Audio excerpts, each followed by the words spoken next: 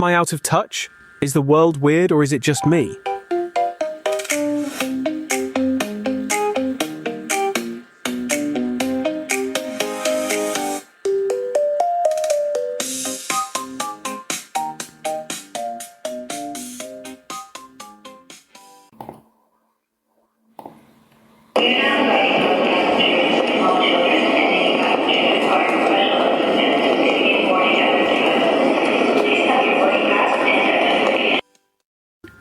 You know you're an adult when the most stressful part of your week isn't your job, isn't your relationship, it's a machine at gate 14 that won't recognise your own face. Welcome to Gate Expectations, the podcast for anyone who has sprinted through a terminal holding their belt, their laptop and their last shreds of dignity. I'm Alison and today we're talking about airports. Specifically, the modern miracle of paying £400 for a ticket and then being asked to do every single job the airline used to do for you. Because I remember a version of air travel where a human being took your bag from you, a legend, a golden age. Now you print your own boarding pass at home, on your own paper, using your own ink, which by the way costs more than a litre of fuel, and then you print your own bag tag, fold it yourself, attach it to your bag, which you are then personally hoisting onto a conveyor belt while an airline employee stands 2 feet away watching you do their job, occasionally saying, "Just pop it on there for me." Pop it on there for me? Thanks so much for checking in your own luggage. Really appreciate it. Big help.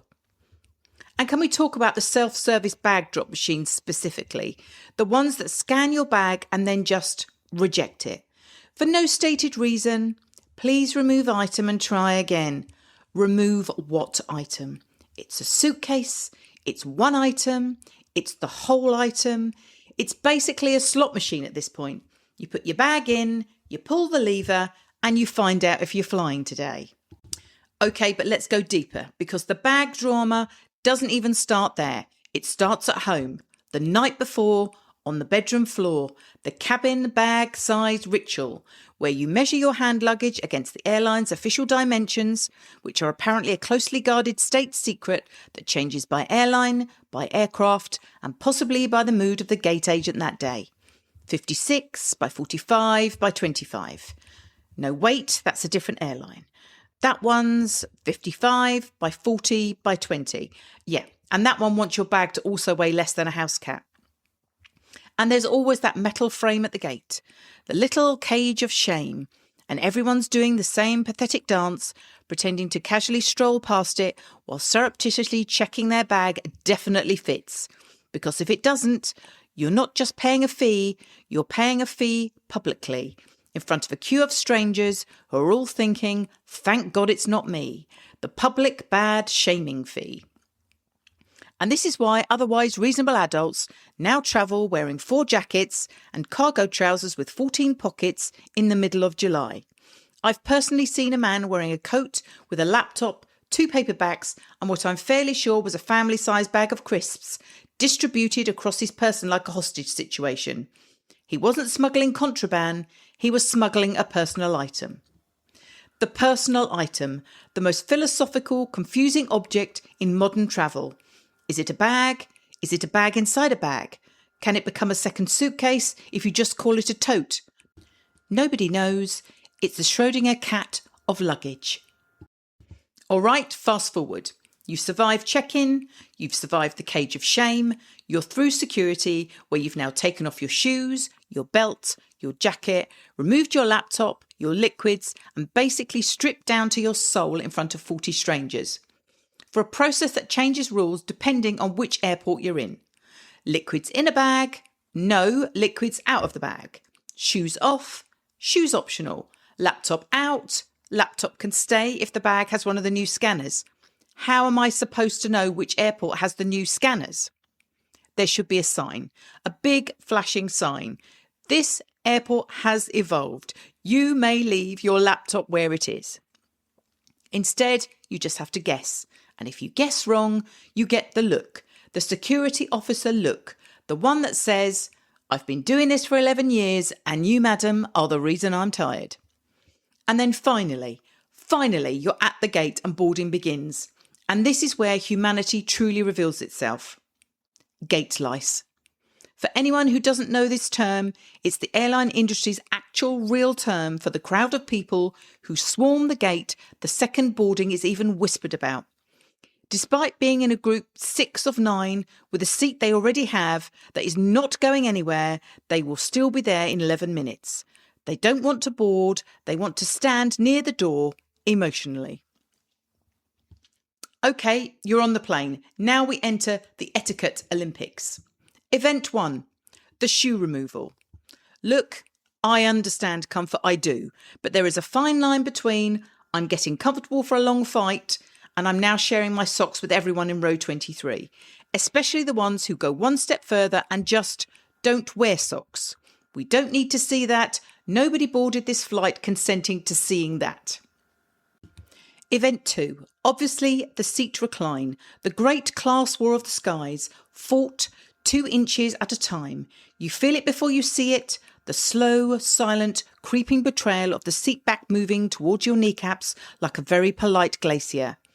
And there's supposedly an etiquette to it.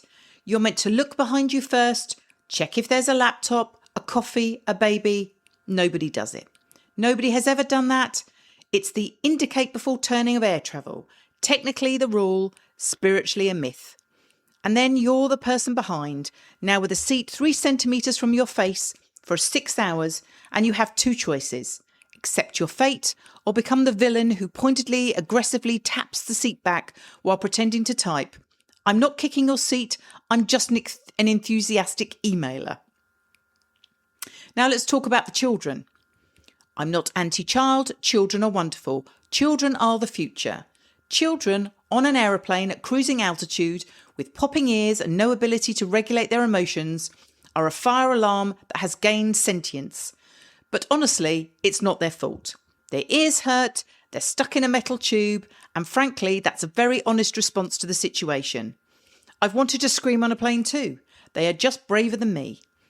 The child crying at 35,000 feet is the only person on that flight being emotionally honest. The rest of us are just internally screaming behind a small bag of pretzels and a polite smile. Speaking of a small bag of pretzels, let's discuss the meal.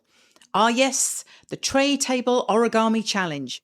You get a tray about the size of a hardback book, and on it the airline expects you to fit a main course, a bread roll, a butter pat that requires industrial machinery to open, a small salad, a dessert, a drink, and your own 2 elbows.